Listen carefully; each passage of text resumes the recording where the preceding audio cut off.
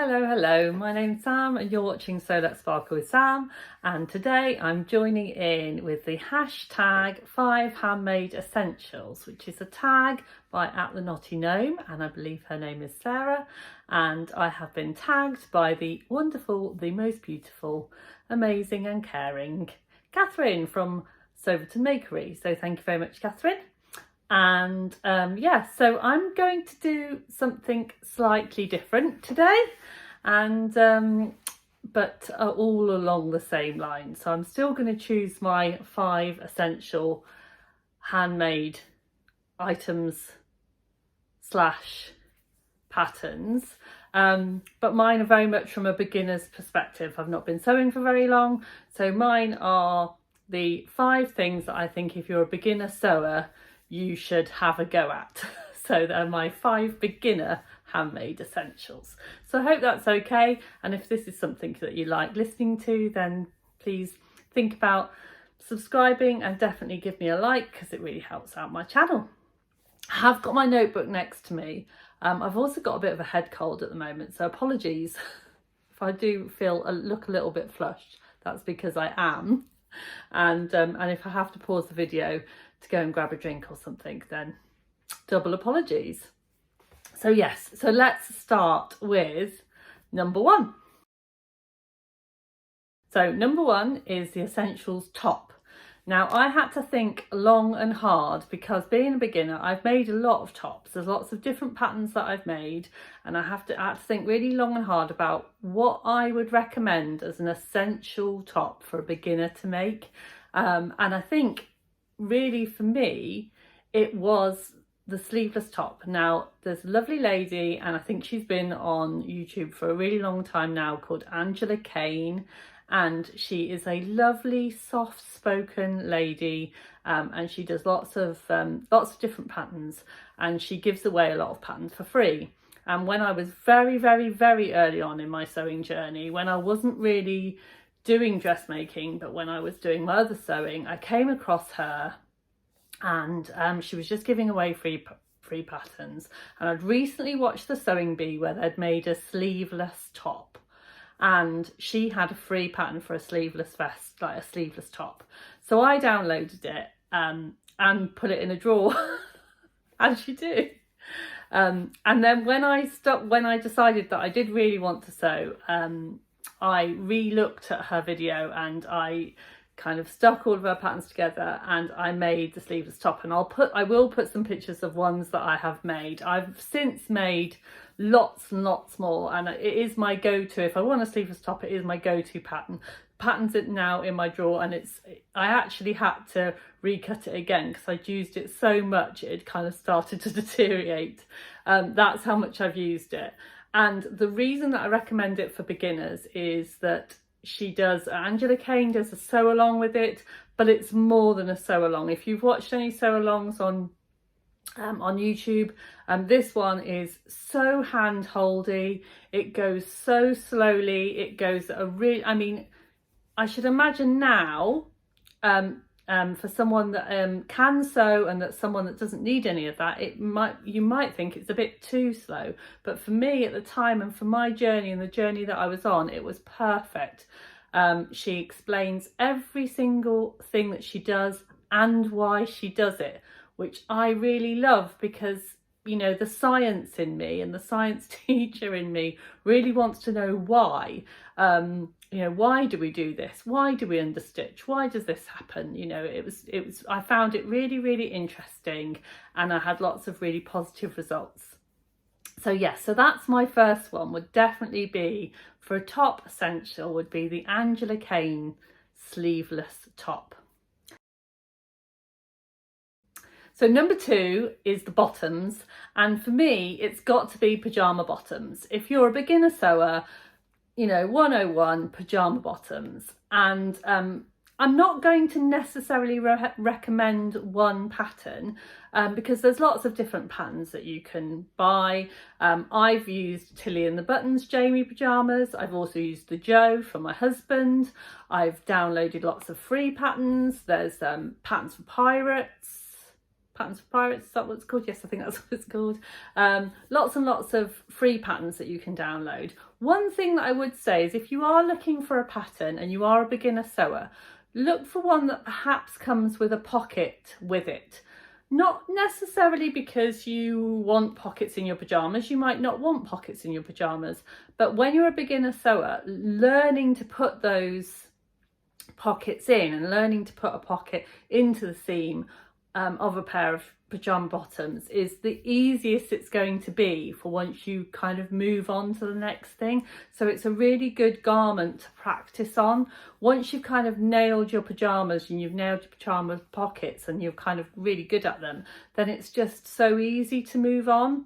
And now, I mean, that's how I've taught myself. I taught myself with pyjama bottoms, and now I can basically put an inseam pocket into any garment. It doesn't bother me at all, whether it's a skirt, whether it's a dress, whether it's something that I've kind of designed and hacked myself. I can just put a pocket in. So yeah, that would be my number 2 tip is for your bottoms. Definitely choose a pattern that's got a pocket in. But also another top tip, quite a few pattern companies will do a free inseam pocket pattern piece that you can just download. So if pennies are tight, you know, you don't have to buy these patterns. A lot of pattern companies have them for free, and they also have instructions for free as well, which is a great way to learn to sew. Number three is the one piece. Now this one was really tricky for me to choose one because I was really struggling about which one to choose, which dress. It was definitely going to be a dress, but which dress that I was going to choose that I'd learned, that had taught me the most from my kind of beginner sewer's perspective. And I went for Tilly and the Buttons, and I went for the Lotta dress. Now I went for this dress for 2 reasons. One, I've made it quite a few times and I love it.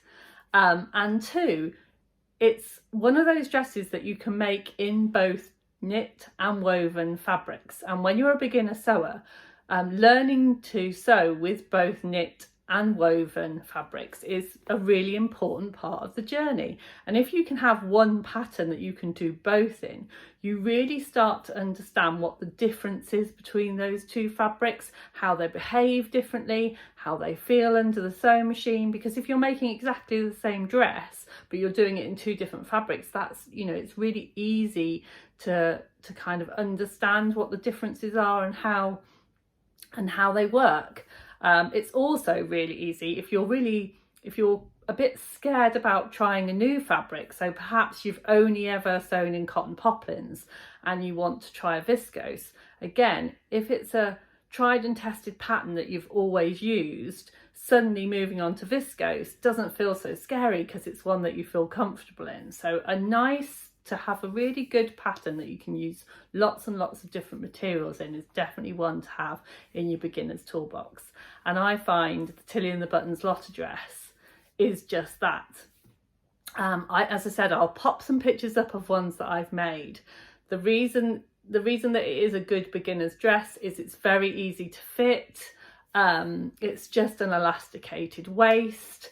There's not too many other bits and pieces in it, so it's kind of, you know, it's a very easy one to fit, and it does kind of seem to fit most body types, which makes it a good one to have. So yes, that's my essential one-piece dress, which is the Tilly and the Buttons Lotta dress.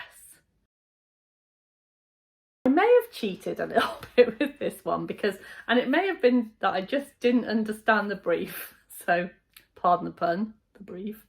So yeah, my layering piece. And if you think about it, the word essential layer. Well, for me, an essential layer is pants or knickers. You need to have knickers as a layering piece. So my essential layers, they're knickers.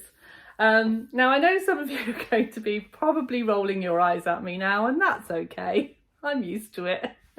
But for me, when I first started sewing, I was like, I am never going to make my own knickers, so you can go and buy knickers in Marks and Spencer's.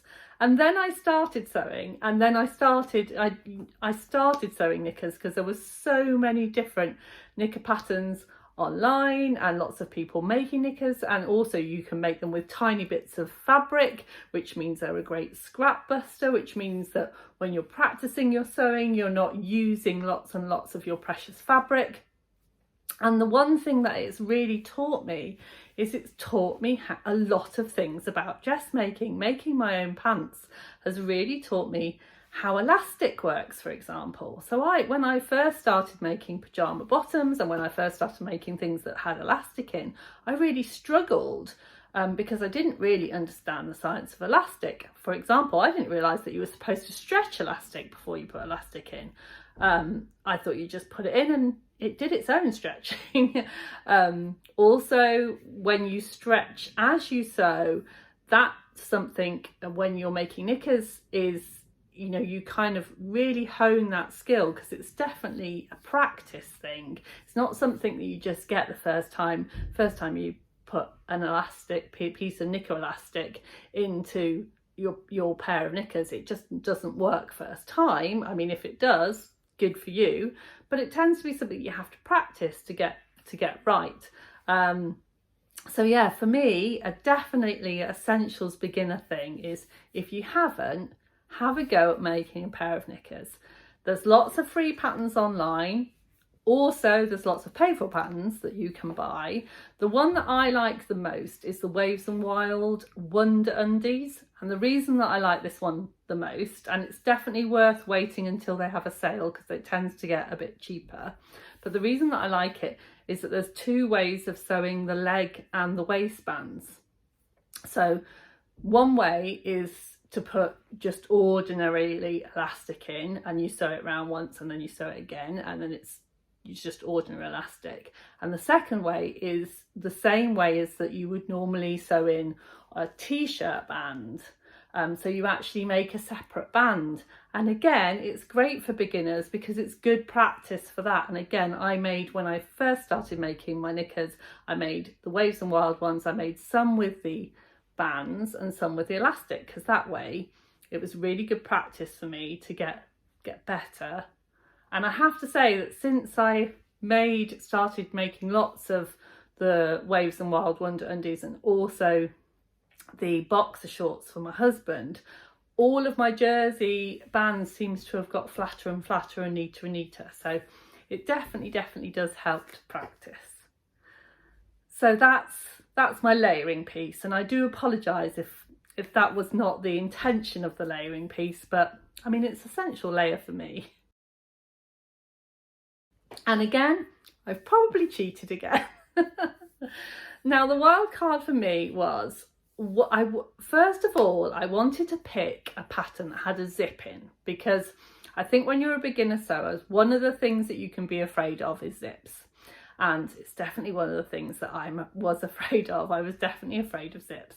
And so I was trying to think of a pattern that I've made that I found, you know, a kind of a good one for putting a zip in. And the thing is there's lots of good patterns, independent patterns on the market that, you know, do your hand holding through putting the zip in. But for me, I find the thing that helps me with zips is practice. It's just practice. And I kind of, every now and again, if I start to get a bit nervous about if I've got a dress and I know I've got to put a zip in, I'll have a little practice first. And so my wild card is anything with a zip. So it doesn't have to be a garment. Make a pouch, make a pencil case, make a cushion, make a cushion with a zip. Anything you like with a zip. And one thing that I would recommend, that if you are very in your early days of beginner sewers, buy yourself a kit. One of the things that I did when I very early on was I subscribed to something called Flying Bobbins, and Liz Flying Bobbins is amazing, and she does lots of lovely kits. And And I bought kits and then watched her videos, and again, you know, had everything that I needed and kind of followed it all through. And that gave me the confidence then, once I knew that I could put these beautiful zips in lovely pouches and cushions, I didn't worry so much about putting it in garments, and it just took some of the worry away. Does that sound a bit silly? But it just took some of the worry away, and now it doesn't bother me. So, and you know, I feel confident. So yeah, my Wildcard isn't really a pattern as such. It's just put a zip in it and practice. If you realise that, you know, you haven't put a zip in something for a while, make a pouch and it will kind of give you that confidence again. So hopefully. So yeah, so that's it really for my 5 essentials. I hope you did enjoy that, and thank you again to Catherine for the tag. I really appreciate it. And my tag just goes out to if there is anyone at all on our lovely YouTube community that would like to do the 5 handmade essentials, then I tag you. Take care, don't forget to sparkle, and I'll see you really soon. Bye for now.